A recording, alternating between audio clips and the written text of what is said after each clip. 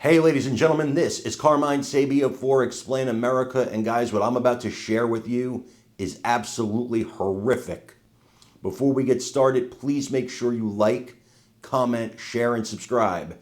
Guys, those little things really help us out and they really help our channel continue to grow. If you're not already there, check us at youtube.com/@ExplainAmerica. I don't even know what to say here. I'm shocked. I had a different story planned for the first story this morning, and then things present themselves sometimes and you have to report them to the people. This man, this former congressman, is a guy I've considered a friend for years. Before he was Mr. Anti-Trump, before all this stuff, when he was a strong conservative congressman, he was my friend. We talk all the time. Been on his show. He's been on mine. And today he sends a tweet.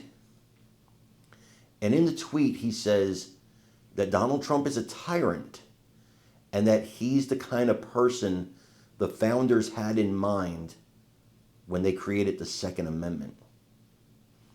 Now I want you to process that. The man's name is Joe Walsh, former Republican Congressman Joe Walsh. And the FBI has been notified of this tweet by various people who have reported it.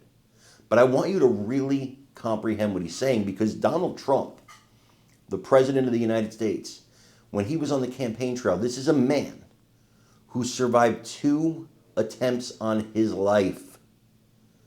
Just the other day, a teenager ended the lives of his parents in what was part of a plot to eventually get Donald Trump.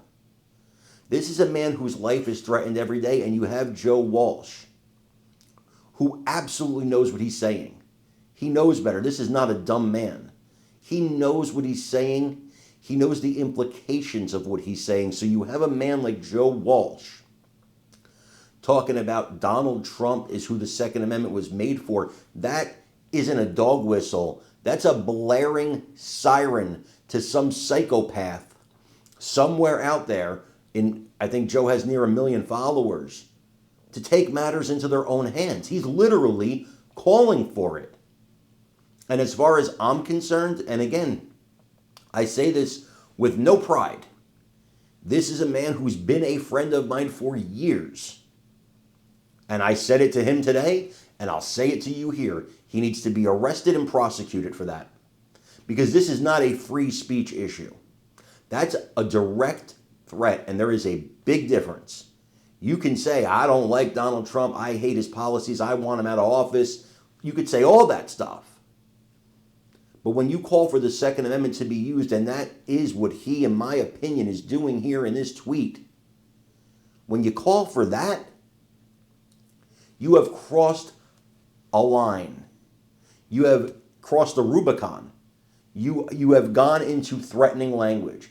You have a massive audience. You know what you said. If it was said on television by somebody, I would say the same thing. The FBI needs to investigate, possibly arrest and prosecute. I'm saying it now. Because you can't have this. Just days ago, look what happened to Pennsylvania Governor Josh Shapiro, when some lunatic took it upon himself to set that man's house ablaze with him and his family inside. And said, while he was outside, said if the governor made it out, he would have attacked him. Now, the governor did make it out. The police got there, arrested this lunatic.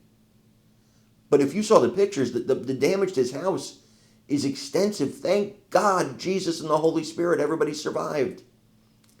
This kind of rhetoric is the kind of rhetoric, by the way, that former Congressman Walsh always says he hates. He always talks about taking the temperature down, and then he raises it to this. These people, their hatred, their blind hatred of Trump, their Trump derangement syndrome, if you will, has changed who they are. He has broken these people, and they have become dangerous people. I want you guys to let me know in the comments what you think should happen here, what you think of this story.